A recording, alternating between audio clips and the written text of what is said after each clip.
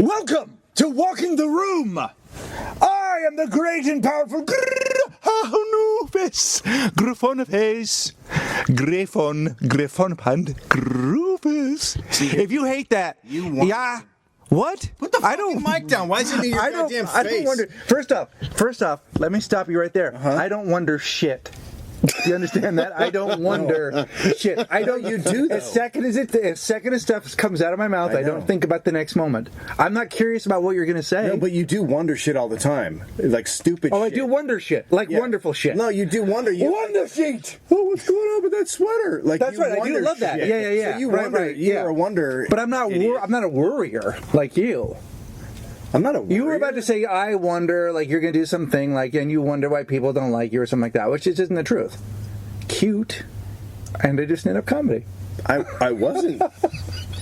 I was going to say, you wonder. I'm just peacocking. You wonder why we're not taking off as a podcast. I'm peacocking for our guests. That's all I'm doing. No, you're looking good. I know that who's the dominant one now. Want to hear something hilarious? Yeah, I do. I got an email from a dude who's like, and he was totally serious. He was like, you guys ever think that if you cleaned it up a little bit and were a little less, over the top and dirty and stuff, that you could get on Earwolf? Ooh, only if. Oh, man. There's so many hilarious things about that. But it's funny. It's funny because we're not looking to get on Earwolf. Listen, I like the shows I like some of the shows on Earwolf quite a bit, but I didn't get in this to get on something. Like, the reason I'm on this is because I can't be on something else. This is like punk fucking rock to fucking bands in the fucking 70s. This is what comedians can do where there's no interference. Earwolf is like creating a tiny studio system. I don't want to. And now they're on Funny or Die. Yeah, they're on Funny or Die. Which is fucking congratulations to all those people. There's a lot of fucking great people over there. But that's the whole point of this whole thing. Like, would it change your listening experience if it came through the Earwolf? Like, how would it be? Oh, they got a lot more megs. What does that mean? I don't know. What does that mean? No, that's a good. This is a good discussion. Let's get into this for a minute. Let's get into it after we say. Identify the voice, or just say one of my sweaters started talking? Let's just say this: if you took a bunch of Beatles and you put them in a jar, over a period of years, like four of the Beatles. I'm talking, like actual bugs. When they go in, are they alive? Yeah, they're alive. Oh yeah, okay. and then they die and they eat each other in there, and then it's just Beatles shit, and they're decomposing. But it's also like just pieces and parts now. Oh yeah, and you just put the lid on really tight, so they're just dying in there, and then after like, I don't know, I'd say 2 years, you pop that baby open. And just the fucking smell that comes out of there. Yeah. That's the same smell that it's like Walking the Room, the podcast. It's just dead beetle shit. Yeah. It's just dead beetle parts. Yeah. Dead beetle parts. It'd be dust by then, wouldn't it? It's dead beetle dust. But the odor is there. Walking the Room! Our show is dead beetle dust.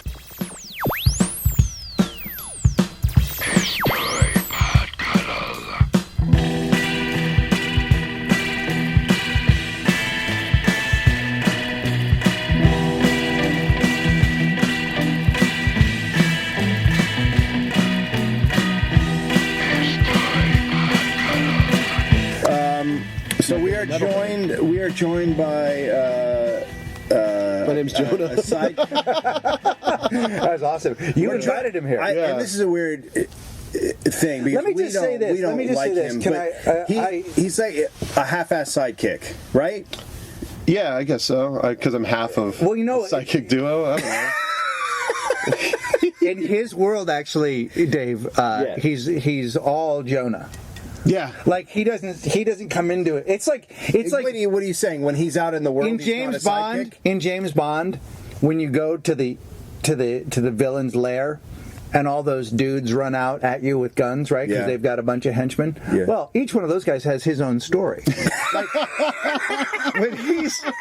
when he's making the movie, right? So he's not Blowfinger or whatever the guy's name is, or Blowfish, but he's Gary.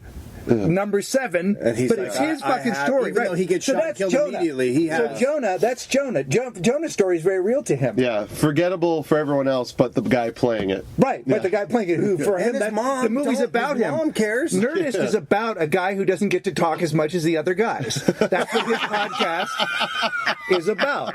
Nerdist is about. Yeah, we should say he's from Nerdist. He's on the Nerdist podcast, which I think you guys get like 17 million downloads a week. Yeah, they're very popular. They're part of the Nerdist Empire. The Nerdist Empire and the Nerdist podcast, which I used to let Chris open for me, and I've never been a guest on his show. So that's awesome. That's awesome. He's had everyone. He's literally had dust. He's had a jar of beetle. He had a jar of beetle dust on before me.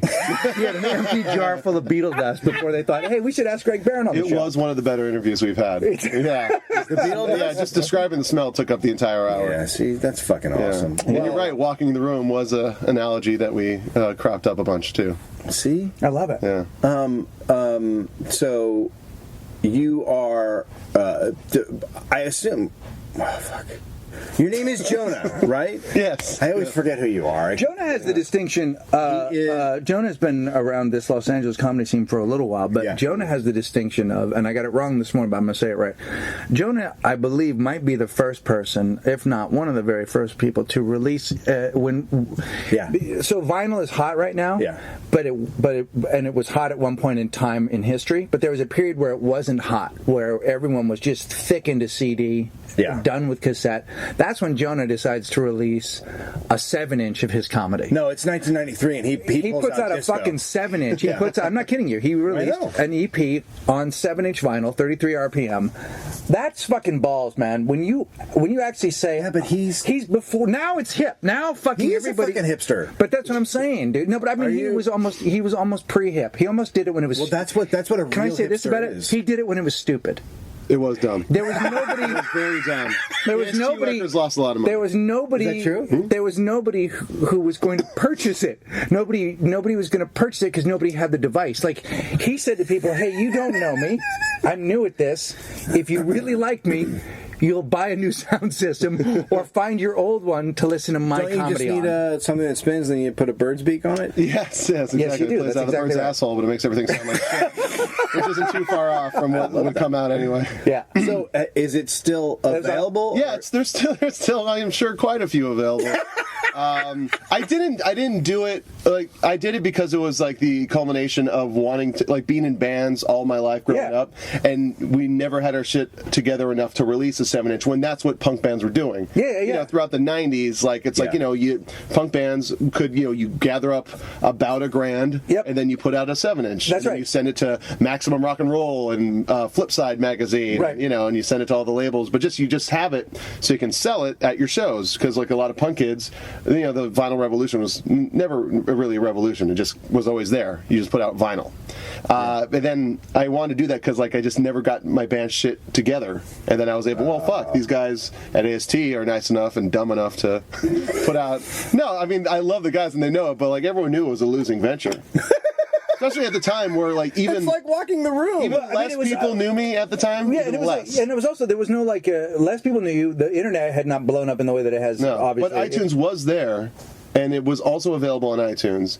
Which, in a sense, what's the difference there? I mean, like more people are gonna buy it on iTunes than they would on CD, right? And so, what does the CD matter at that point? Nothing really. So you put it on fucking vinyl. Shit just got deep, yo. Bro, it did. Wow. It did. Woo!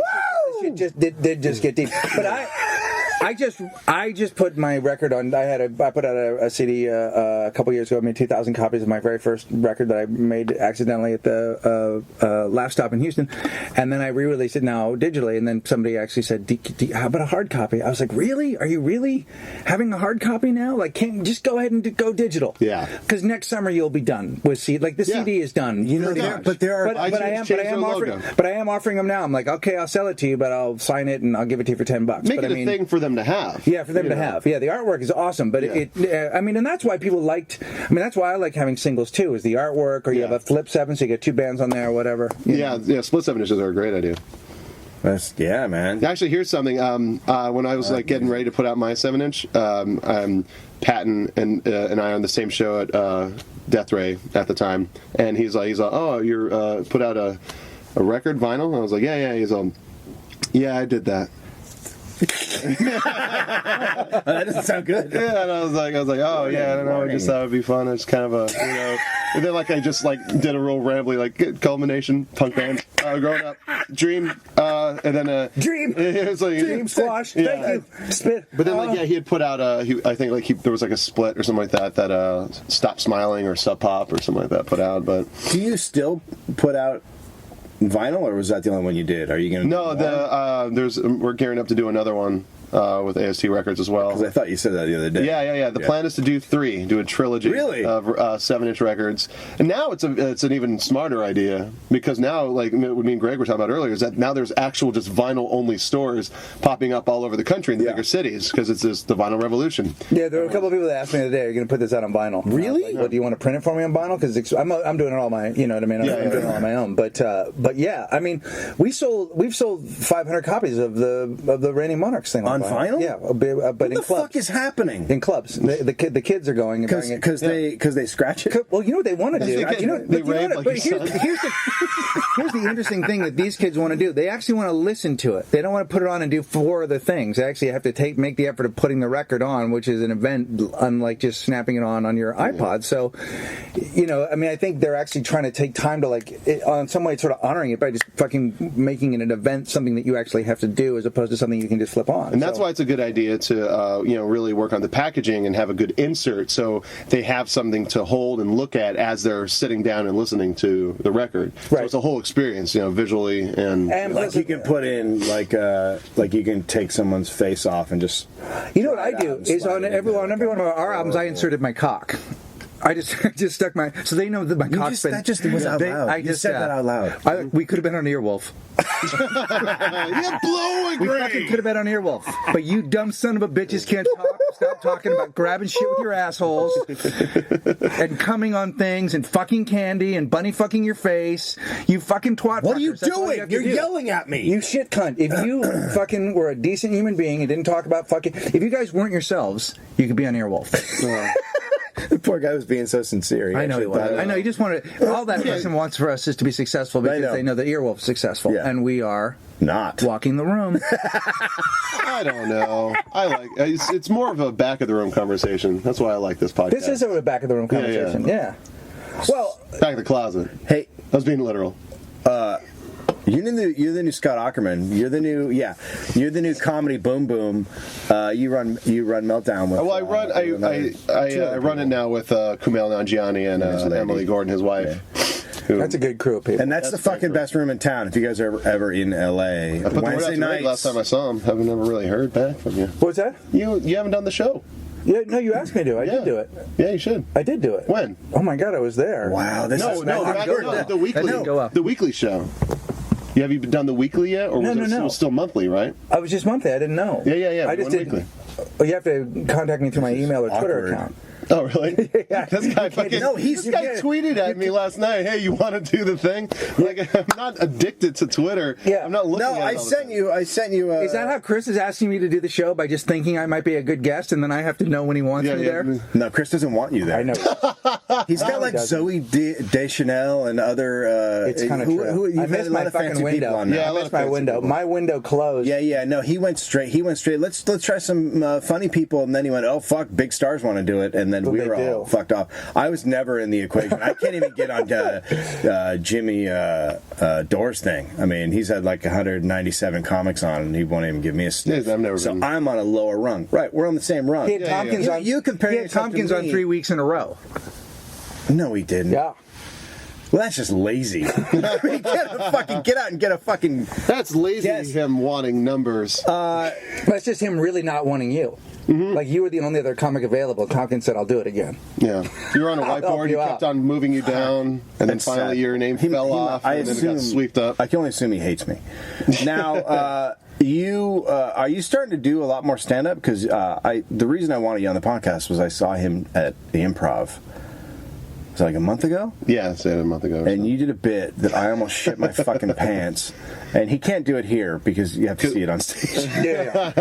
But it's basically so many props about dicks going into asses. But it's dicks coming out. You were making so many fucking dudes so uncomfortable. Yeah. That it was so. It was one of those jokes that is so making fun of fucking gay, like, ass jokes and that fucking kind of shit, like that bullshit humor. Yes. And it was so making fun of it. Wait, is that what we do? No, we don't. To let you know, though, it did start sincerely.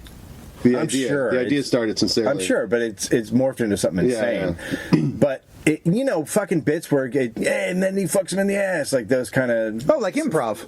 At the end of every improv scene. Yeah. Yes. Right, where it all ends in some sort of butt fucking. But the joke starts out, and and people get on board, and then it goes to a place where those people are get horribly uncomfortable with it and conflicted, and then they don't know what's happening. Oh, like if you really like if you're a jock and you really listen to Tool. Yes. And halfway through you realize that Tool hates you. Yes. Exactly. That's exactly what it is. I was watching this table of fucking dudes that were laughing, and then we're all of a sudden like, "Fuck, what's happening now?" Well, I'll tell Greg. It's basically I talk about how awesome it is to shit. Like I love shitting. Yeah. It's like one of the best things you can do with your body. It's so self-pleasuring. It's like orgasming. First best thing you can do with your body. Second best thing is shitting. That's why they call it number 2. It's the second best thing you can do with your body. Is that right? That's good. I like that. I thought you were going to say eating. No. No.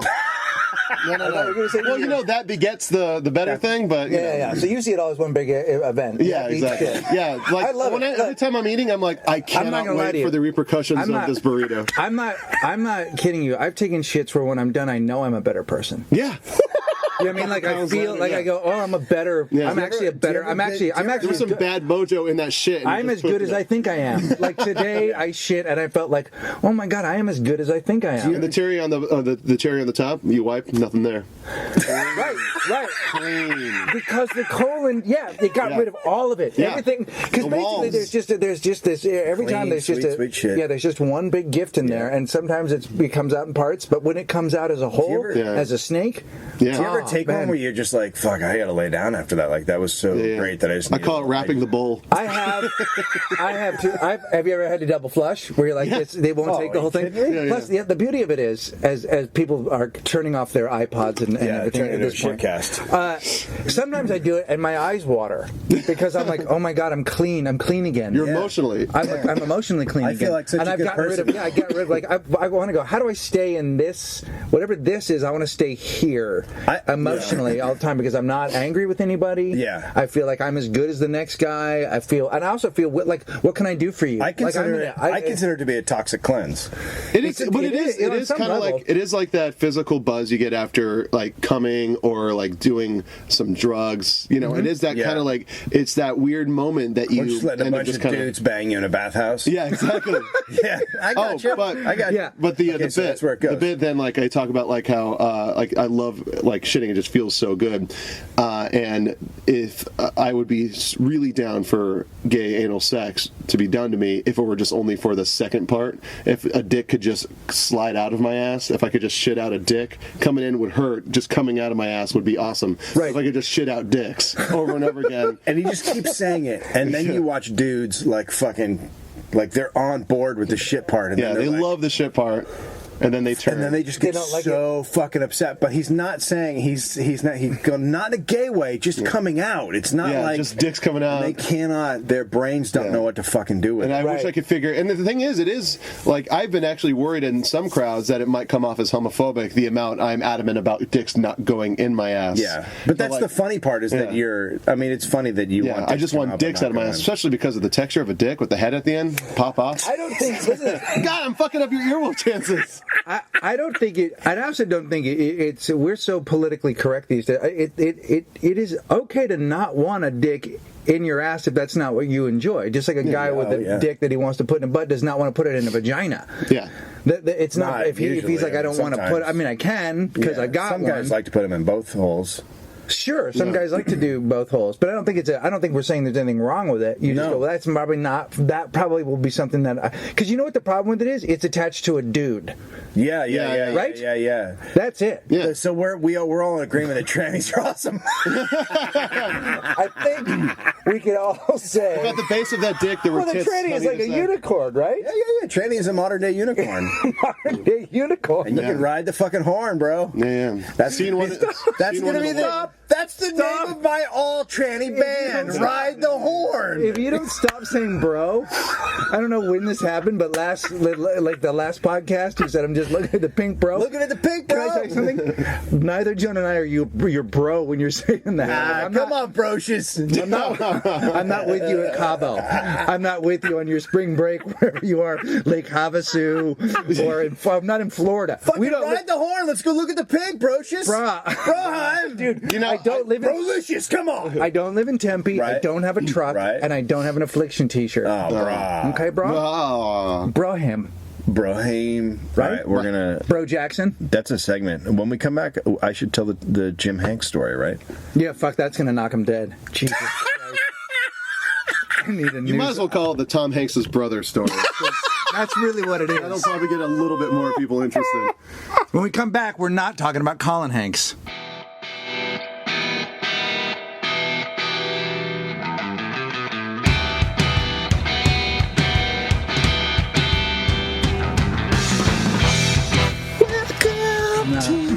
That one's not. You know who just got? Fuck, man. You have like three fucking beats. You have 3 beats. The soul that just. You have 3 things that you do. It's not even. Yeah. Bam! Nailed it. That was like Crocus just came in here and played a quick one and fucking walked out the door. Yeah, I said Crocus, eat the rich motherfucker, screaming in the light. Night, go and fuck other yourself. songs. Screaming in the light is what. Screaming in the light. Oh, fuck. It's just. I'd like to think you'd be able to hit those notes had you not be. You know what's weird is that like.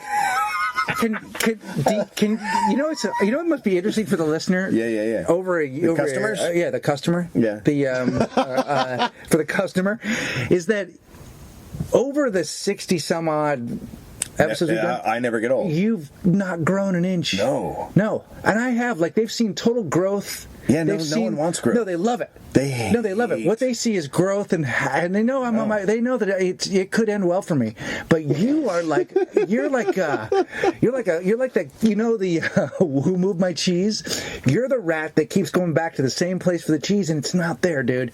Every time you come, you go back to the same place for the cheese every time. If a dollop of tar and shit dropped out of a vagina, that would be you. I wish. He said that I had. He didn't even hear it. He was too busy thinking of the next thing, which I think is going to be good. You didn't even hear it. I think it's going to be good. It was so awful that it should have stopped you in your tracks. But you're so fucking stupid that you don't listen. You just keep running forward. I hear them as compliments. Can we? I hear them as compliments. Maybe by the time they get after the word dollop. Yeah, I did. We all do. We all do. Okay. We are That's joined what women by. will generally You're like a dollop of. That's what a woman will leave on a seat after. Don't. After she's seen. No. My stand-up. She leaves a dollop in her chair. I think you can still be on air with that kind of. We're joined by a half-ass sidekick from the Nerdist, Jonah Ray, who, hello. By the way, made a fucking great pilot for Comedy Central that I loved. That Comedy Central then turned down because they're a bunch of fucking cocksuckers. Is that fair? It's fine with me. I have no. I got what career am I throwing away over that? They already told my manager that I was too old to be on the show, and it made him so mad he had to drive across town and go into their offices and go, by the way, we're producing this show, and he'll be on it. They did. Too old. Fucking, they are fucked. Yeah, Yeah. It was thanks for liking it. Yeah, what was it? I enjoyed it. It was fucking great. It was basically like a video game oriented show. Oh wait, I heard about this. But yeah, I think I told you about it. It was a soup style green screen clip show. But a lot of the clips were video game based. But a lot of them you guys made up. And we also had sketches and stuff like that. Sketches in the video games. They were fucking funny. It was really good. You know what? I just fucked myself because I did sell a show over there about a month ago called Soup Soup. We just made a Soup Soup reference. We did a joke on Web Soup. Come on. For a show called Soup Soup. Fuck, I love Soup Soup. Yeah, it was like we did this. It was a show called Blaine Capatch. It was just like, hey, you're watching Soup Soup. On this episode, we're going to take a look at watching TV to see what they're up to. Let's go check it out. And then in the preview window, another show with a guy in front of a green screen going, hey, you're watching TV. A recent episode of Internet Serial, they found another video that's pretty stinky. Let's check it out. And it's a guy, and like it even goes even further back in the preview window. That's better than mine. Mine was just seriously just footage of soup. You don't think very. It's just people commenting on fucking soups. Of course it was. Yeah, it was just Of course it was. It was just soups. You're a fucking idiot. Minestrone. I promise I would.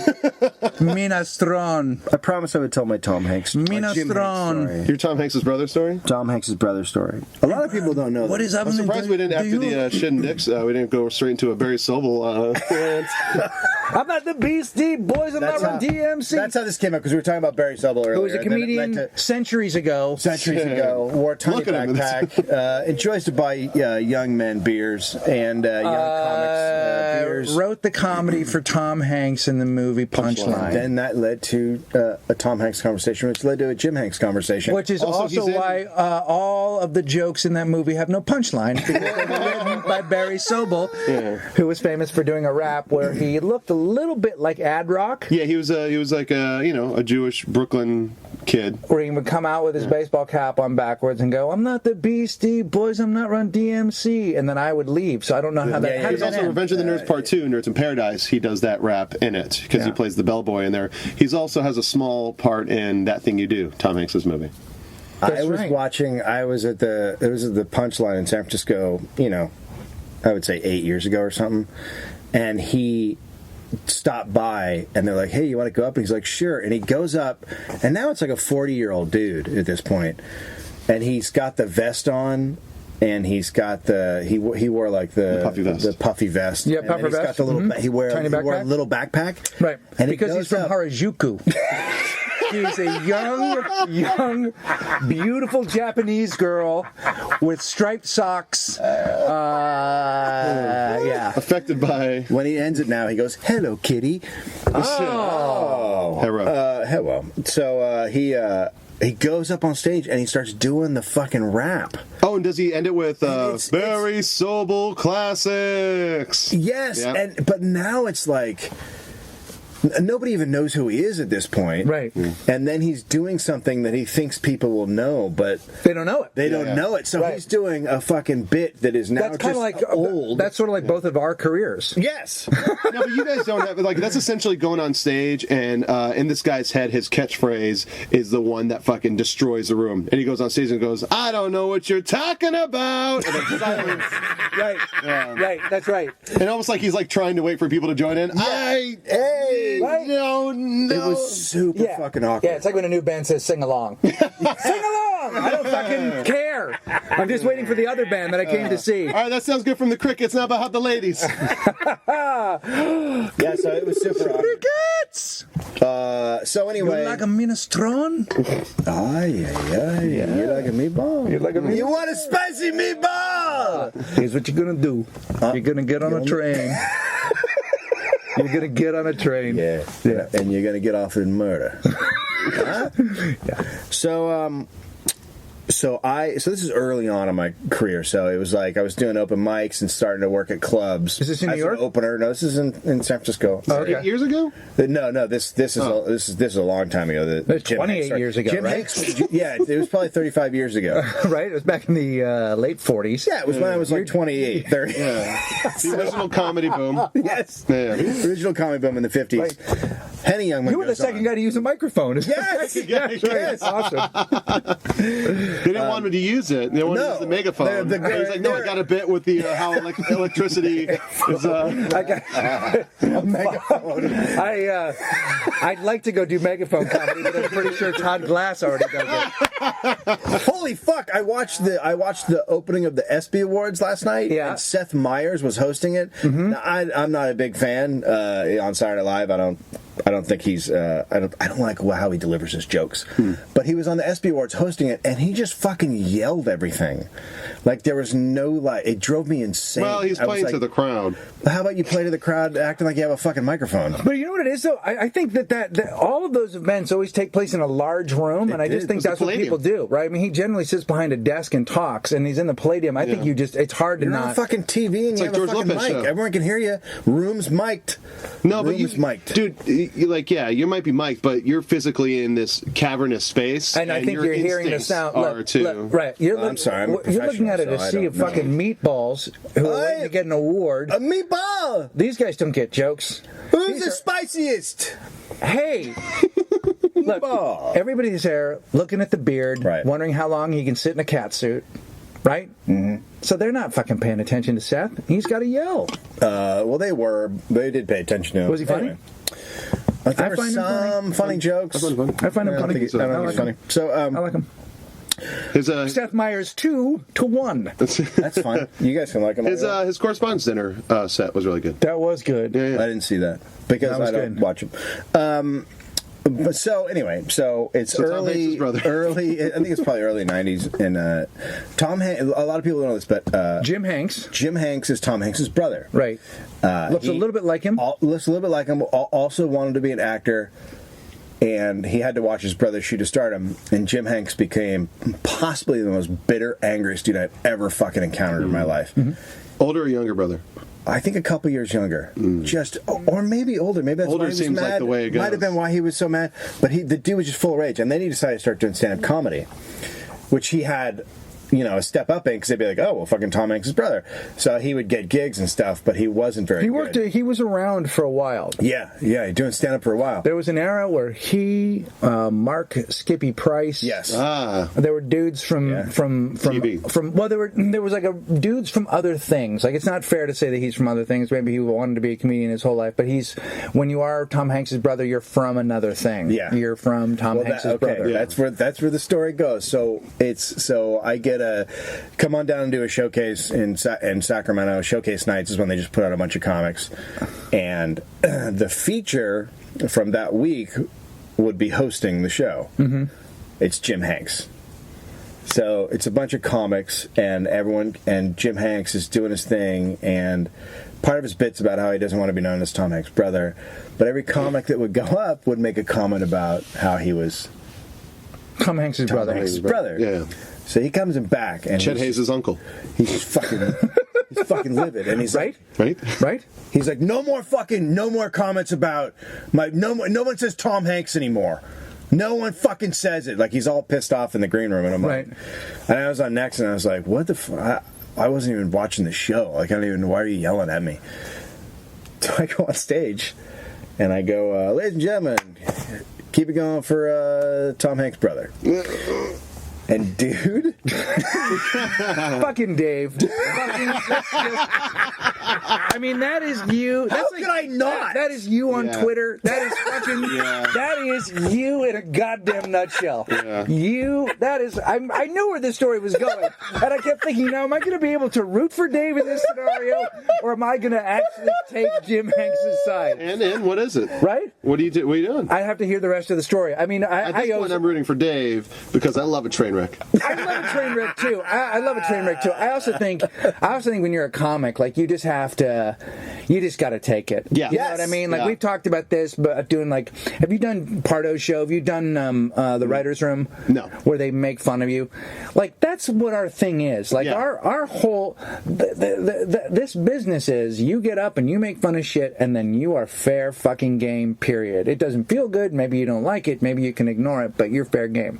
No, that's what happens. And also, the host, and plus, like, the host makes fun of the guy that just got. It's like, that's a thing that happens at any club. It's a way to, like, settle and bring everybody into the moment. There's also a way to do it. I have generally, I will occasionally say to a host, listen, let's not mention he's just not that into you. Can you do that? Just, if you want to say New York Times, just not mention it. Now, if you ask them nicely, 90% of the time they do it. Every once in a while they'll go up there, and that's the first thing out of their mouth because they're panicky hosts. Mm-hmm. And whatever, and then I ignore it because I don't give a shit. But there's just times you go, look, I just want to see if we can move beyond this. Yeah. But I will ask. I would never walk into a room and go, you motherfuckers. Yeah. Because I would expect if I said that, now someone was going to go out and build a sign that says he's just not that into you. Because you're self-aware, Greg. Yeah. It's true. Yeah. I mean, it doesn't go much farther than he's off the stage. He's halfway through the audience. He fucking spins around and starts running back like he's gonna fucking pop me. And people grab him and have to fucking pull him back from the stage. And I was just like, wow, dude. Wow. But he's really going after Tom Hanks in that moment. Yeah, that's the thing. Yeah, he's so dude. And you know what? Fucking get you know over what? it. You know why he can't get Tom Hanks? Because Tom Hanks is on the moon. Yeah. What? Right? Tom Hanks is on the moon at that moment. Oh, yeah. Right? Tom Hanks is during the filming of Apollo 13, right? You weren't talking about literally. That's right? about right. No, Tom Hanks wanted to be on the moon. He could be. That's where his brother can go. His brother can go anywhere he wants. If Tom Hanks said, I'd like to go to the moon, some people would think about how he could get that to happen. That's the kind of career he has, where Jim Hanks is hosting an open mic in the Sacramento area. Right. Do you see? That's right. And Tom Hanks Oakland, does not, Bay Area, right? Yeah, I think so. Yeah. And Tom Hanks, from what I've heard, it just sounds like a fucking dick, especially the way he treated like Colin Hanks and all that stuff. So Tom Hanks? Wait, Tom Hanks? Yeah. My experience with Tom Hanks was he was fucking awesome. Every time I see him in a movie, he sounds like. I was actually trying to do a Twitter trend where I was trying to start a campaign where I could high five Tom Hanks. Hashtag high five Hanks. And I would always tweet at him. I would respond to everything he said, going, "That sounds awesome. Larry Crown looks great. High five Hanks." High five Hanks. Well, to be fair, Larry Crown is the. I spent a weekend with him. I found him quite amiable and sweet. Do you know about the Colin Hanks story? I don't live with the Hankses. No. Well, Colin Hanks has told it a couple times around. He basically abandoned Colin Hanks. He had a wife and. Well, yeah, he divorced a couple of kids. Have you met Colin Hanks? And then he was Have you met Colin Hanks? Seems pretty well adjusted. I'd drop that baby right on the fucking. I take him back to the post office at 18 or whatever it is you're allowed to do. You drop him off at a fire department. Is that right? Put him in a dumpster. Yeah. Isn't that right? No, but isn't that the thing where there was that law where you could take a kid? Oh, I saw a dumpster in the alley. There's a law where you could take a kid up to the age 18 if you drop him back. Drop him back at the fire department. It's called fuck him. The law. When Tom Hanks dropped Colin off at the fire department for a quote field trip. It wasn't a fire department. It was a fire. Look, it was a field trip. It was three bums sitting around. But he was 27 years old. It was time to leave the nest. Barrel Fire Hanks. That's what I call him. Barrel Fire Hanks. Yeah. Well, anyway, Colin Hanks has told the story about how he just never heard from his dad again until he was of an age when in early 20s or whatever, when his dad heard that he wanted to be an actor and called him and said, "Hey, I can help you with that." Like, that's the extent of their relationship. So. And my experience with Tom Hanks is working at Staples Center as a suite attendant, and no one out of every fucking room. Now, one suite attendant wanted to work for Tom Hanks and Rita Wilson because they were the worst people that you could. But let me be clear. Let me be. But hang on. Let me be clear about your job. Let me be clear about your job. You're not saying suite as in a suite, like a place where people gather. You were a SWEET attendant. Yeah. Your job was to go up and cuddle, and love, and validate, Your job would be to go up. I would cuddle face to face, and then they would open their mouth, and I would open my mouth, and I would release a small, warm piece of caramel into their mouth. Mm-hmm. Right. Right. But you got fired because you would always go. Right. Silently, Dave. I remember when you came back and you said last night I had to whisper delicately. I had to whisper in an upward direction delicately at Alec Baldwin's taint. I had to blow, just whisper kisses at his taint. Yeah, but that's what a suite attendant does. That was 4 days ago. That's not even a suite attendant. That's just now what show business is for me. It's not great. Yeah.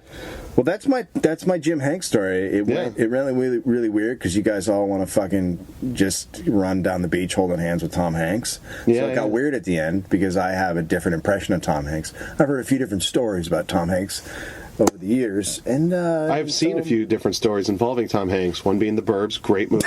Yep. That Thing You Do, very underrated. Yeah, I love that. Yeah, I love that. That Thing You Do, one of the best rock and roll movies ever made. I've never seen a gentleman enjoy a volleyball more in my fucking life, so I get it. Like, he's a great gentleman. I was at a wedding with him, so I was there for 2 days because Amir was in the wedding, and he was at the rehearsal dinner, and then at the wedding, and he walked around and he talked to everybody. He sat at every single table, went over and, would say, hey, I'm Tom, whatever, blah, blah. Like, he was super He raped available. 5 people during that wedding. Yeah, but it was hilarious. Wow. I mean, it's like...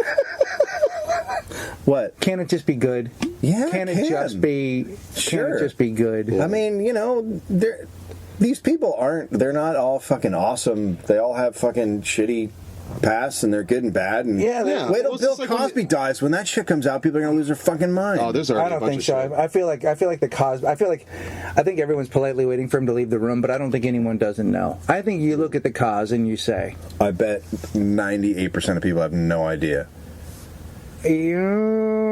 I bet. Didn't a lot of shit come out recently? Like a few years ago about him just grab-assing all the time? Well, the stuff came out because his son, when his son got killed, it was all very, why was he with a Russian prostitute? And kind of all this weird shit came out. But because there was everybody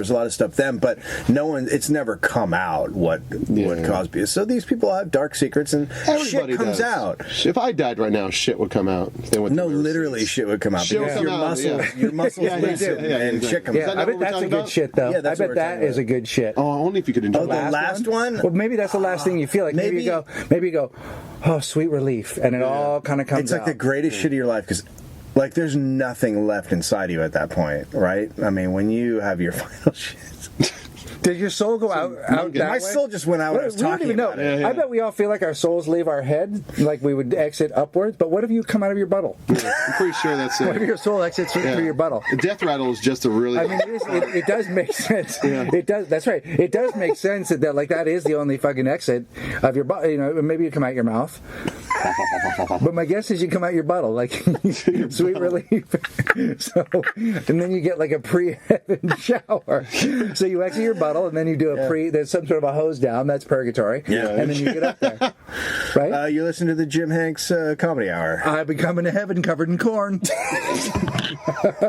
I don't even eat corn, that's horse shit.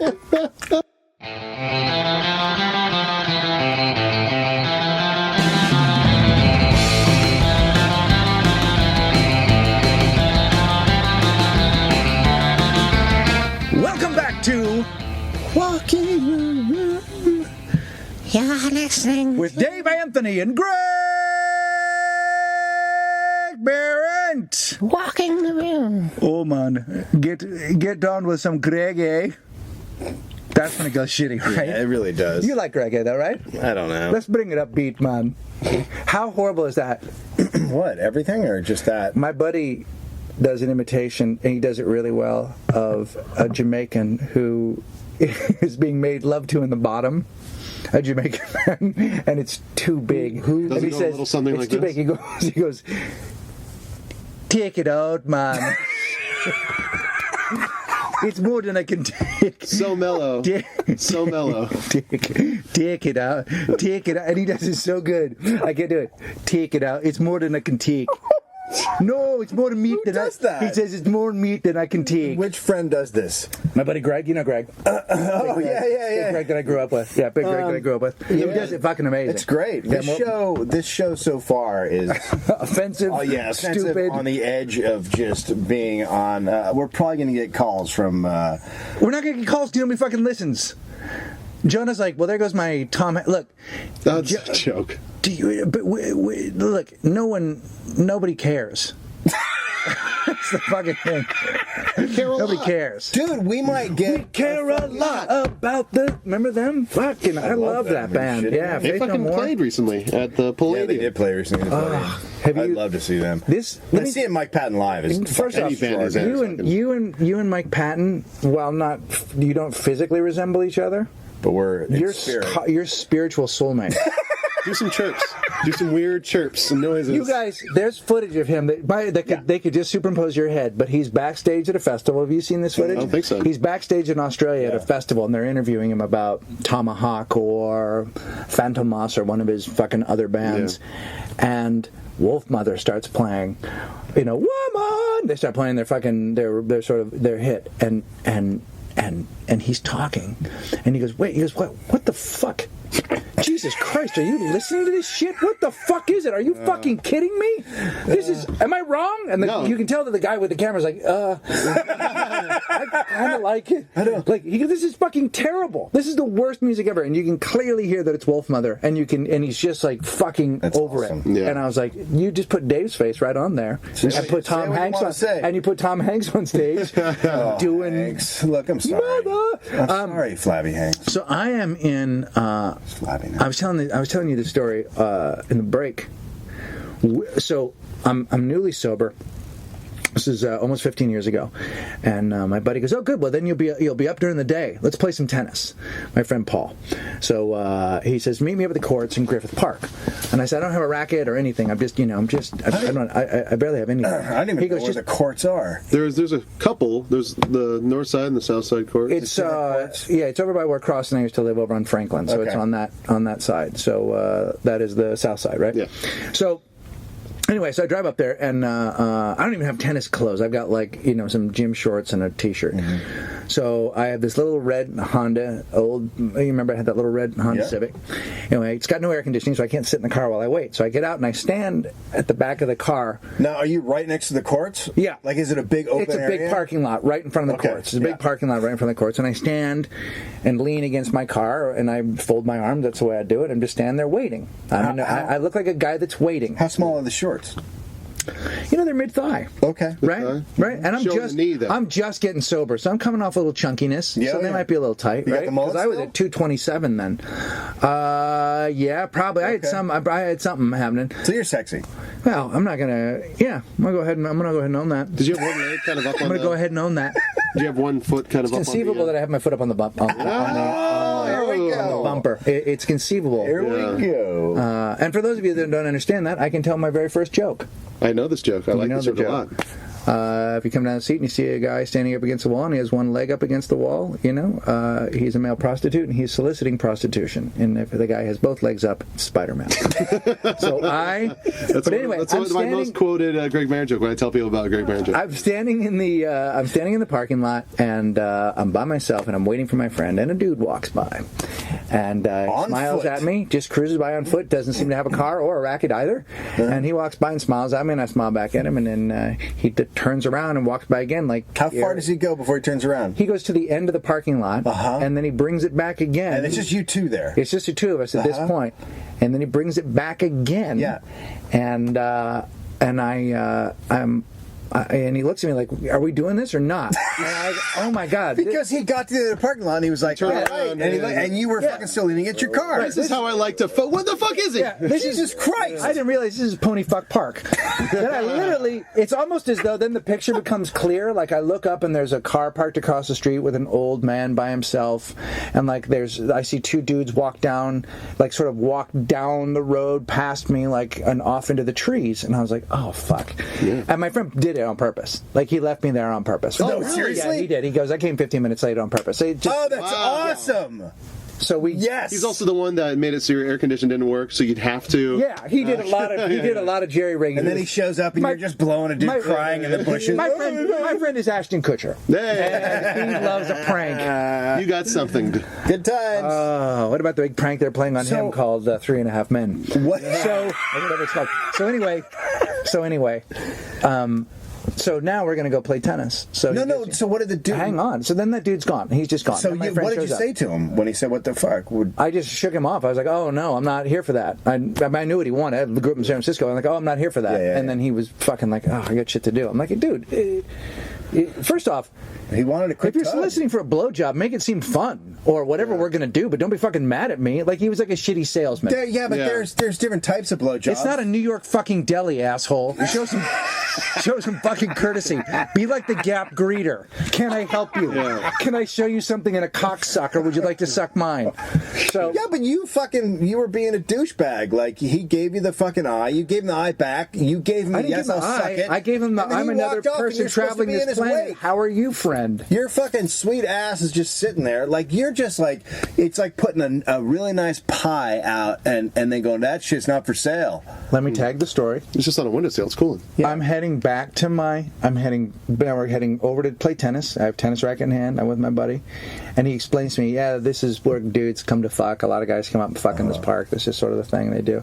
And as we get to our court, up over the rise, up over the hill, comes Anthony Clark by himself. No! Anthony Clark had just popped out of the bushes and then came out of the... from Boston Public and... Do we Boston. want that on the... Well, I guess you could say allegedly. I mean, I didn't say he did anything. I just saw him walk over the hill. Yeah. Look, I'm willing to own that it could be that could have been a hallucination because it was really hot and I was just getting sober. And maybe gay men and the booze pouring out of my system, working its way out, maybe that was a hallucination and I didn't see that guy. But I'm pretty sure I saw Tony. Yeah. Clap on, clap off. So you think he was just hiking, or? Could have been hiking. Yeah. He may have been out on a day hike. I've seen lots. I'm not saying anything happened. I just happened to see him there, or I thought I did. Walking around. Yeah. Just a dude walking around. Maybe he was the groundskeeper there, as well as having a hit television series. True. He's always a nice guy. That's such a... Also, that's not a... I'm not saying... Also, even if I did see Anthony Clark, I'm not saying a bad... Like if there was a park where you could go... No, that's the thing. Yeah. Right? That's the thing, because I knew a guy in New York, in San Francisco, who said... Because I had a couple of gay roommates in San Francisco, and one of them was like, I just had a subway fuck. And I was like, I don't know what's happening. And he goes, you go on the subway, you see a dude, you make eye contact, it's acknowledged what's happening, then without saying a word... You follow him off the subway, and you go to his apartment, and you do whatever you're going to do, and then you just leave without saying a word. And it was called the subway fuck. And I was like, that's... So wait, you lose weight doing that? Is that yeah.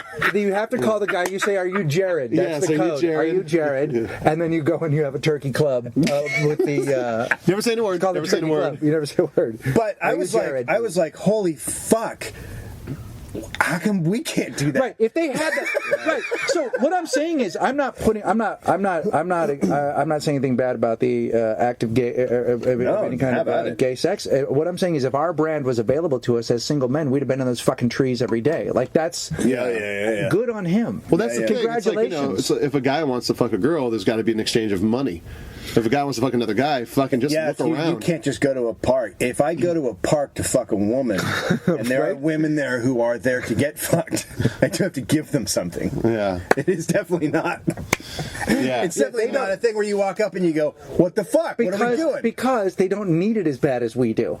With dudes, it's like, well, you need this too. Yes, we both want this. Yeah. We both want this thing, and we both we also both want to leave when it's over. Yeah. And we both want that thing. And I want to feel bad.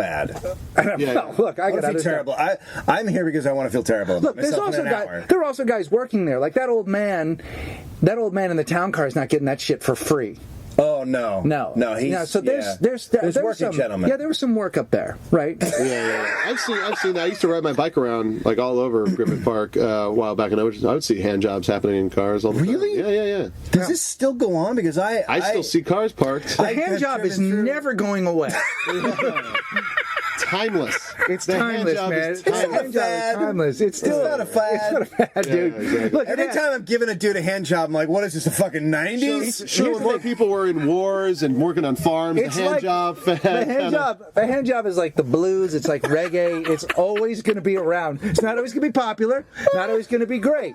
Yeah. Some of it's going to stink. But for the most part, the hand job is consistent. It's also never going to be the most popular thing. It's never going to be on the radio. No. But it's still going to be the hand job. It's the blues, man. It's reggae. It's ska. It's ska. It barely ever cracks the surface, but it's always around. I've never seen. Would you like a ska job? Oh yeah. Right? Yeah. Go down to Orange County. You do it on the up. Man. You know how you do that? You do it on the upbeat. You go up first instead of down. Upstrom. You go up. Upstrom. Hey, ucha. Like it's two hands. I got you. Two hands. Yeah. I can't stop doing it. Yeah. And then after the guy comes, you gotta pick it up. Pick it up. Yeah, boy. I'm sad now that I've never had a dude try to fuck me in a park. I'd had a dude try to fuck me in a bar. Yeah, but I've had that. I mean, like no, aggressively. Aggressively. Yeah, downtown. One of the it was a gay ranchero bar, kind of near the Smell. I think the bar's gone. I'm sorry, the Smell. It's a punk rock venue downtown. Really good venue. Been around for a long time, but I was in this bar just to get drinks because the Smell's all ages venue, no drinks. It's just a place for bands to play. I went to the bar. Co-op, right? Yeah, it's a co-op. And I went. I was getting a drink, and then it was just really dark, but just gay. I didn't really. It was just a Mexican bar. Yeah. Didn't really think much of it.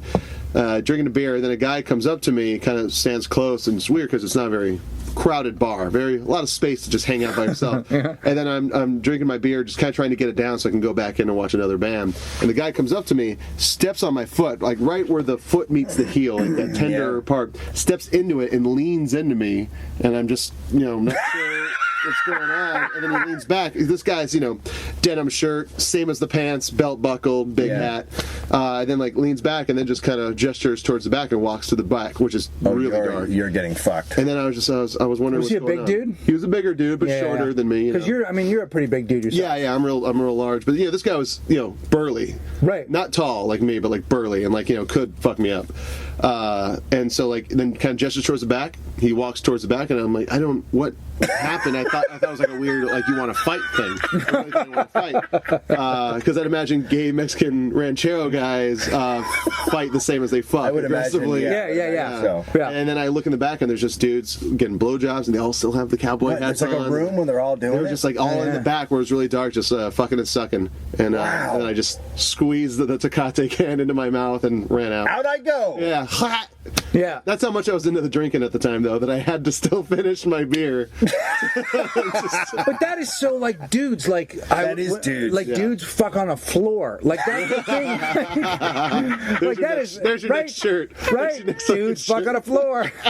It's kind of true. But it's true, right? I mean, it's very true of when I was in San Francisco and I dated a girl that worked in a gay bar, and I would go and meet her on her breaks, and we'd go make out somewhere in the club or whatever, and then you'd go into a bathroom, there'd be two dudes just on the floor fucking. Yeah. I think a guy peed. They don't fucking give a shit. They just want to get it done. Yellow bars. Yellow bars, when everyone just kind of can pee on each other willy-nilly. That's actual. I've heard of that. I've heard MJ's on Hyperion apparently used to be an underground yellow bar after hours, where everyone just fucking pissed. On each other, on each other on the festival? floor, yeah, just piss festival. Well, that sounds bad. That if you go to after last call, if you go to Astro Family Restaurant on Glendale over there, if you go after hours, a lot of the private clubs, the S&M gay clubs, let out, and they all go there. It's a good time and a hilarious time to go because they're all walking in, furry, leather, mustache dudes, all getting tuna melts at the end of the night, just drunk and eating a snack. I can barely sit down. My fucking. I think I got whipped 40 times. I'm gonna have a tuna melt. I'm gonna go crazy. I'm gonna have a tuna melt, but it's so late. I know. Wait a minute. But you were just laying in pee. Which is crazier? This tuna melt. I'll tell you that. These hairy man boobs don't keep themselves up. What'd be really sad is if you just walked into the yellow bar looking for a drink or something. Is this the place? I was looking for a friend of mine. Also, people are just peeing, and it's a whole that would be a little shocking, especially if you just came from Iowa. Yeah, exactly. Yeah, that would definitely. I mean, I think if you walk out of the yellow bar, what's happened? Do you mean I would bring it. Is there a locker room? I don't know. I mean, how do you? It's if people. It's say it's last call, and then there's other people walking by as everyone starts shuffling out. You go, what happened in there? Just dudes coming out covered in piss. Yeah. I was trying to figure out how to get Hep C. And they used to call it Heps. Yeah, I got a bad case of athlete's foot, so I figured I'd go to a yellow bar for a while, shoeless, and just kind of shuffle around. Walk around. Awesome. I am learning stuff that I had no idea existed. I know a lot of shit, but I didn't know about a yellow bar. Yeah. That's fucked up. I knew about the vampire bars, which I think is really... What's the vampire bar? They were... I know that there was one in San Francisco, but so there would be people who like to drink blood, and there'd be people who like to give up their blood. Oh, shit. And so... And it was so mostly super dangerous. So fucking dangerous. I know it was mostly lesbians, but then it was people from all walks of life. But yeah, so they would go there and drink blood, which is in the 90s. This is the only great thing to do in San Francisco. This is the only segment where I've ever thought about saying the words "I want my mommy." I want to go back to where it's safe and warm. Vampire bar sounds like something that a guy doesn't know what a goth bar is. It's some kind of vampire bar. I don't know. Have you heard Chip Pope's bit about goths? No. Oh fuck! He went to there's a Tim Burton exhibit. I want to check that out. He goes, I go there and there's all these goths, and I just want to say to them, you guys, Tim Burton is not a goth, by the way. When he wants to make a movie, he just asks the people that are in his kitchen, like his wife. Hey, Johnny Depp comes in. Look, I'm wearing a hat. Let's make a movie. Fucking Chip Pope is a goddamn genius. Yeah, he's great. Fucking funny guy. I feel dirty. Am I supposed to feel dirty after? Usually we say we feel dirty after a podcast, but I literally like. And Jonah's maybe the nicest, most sort of like kind of vaguely together guy we've had in the club, right? Yeah, ever. Yeah. I mean, considering we only have had a handful of guests. We hit new lows in this podcast, and from top to bottom. What we I'm not sure if we should be proud of that. But we dragged a decent guy into it. Like we took somebody. Hanks. About Hanks. Hanks. I know he started this episode's flavor off with the cock coming out of your ass joke.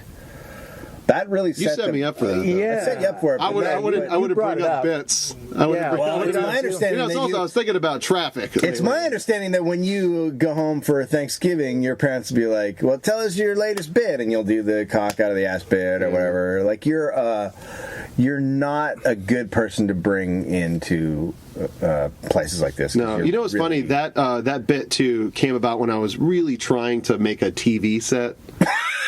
I was really trying hard to I was like, I need to kind of have punchy jokes that are clean. A lot of my jokes, they might not be filthy, but some of them are just kind of dirty.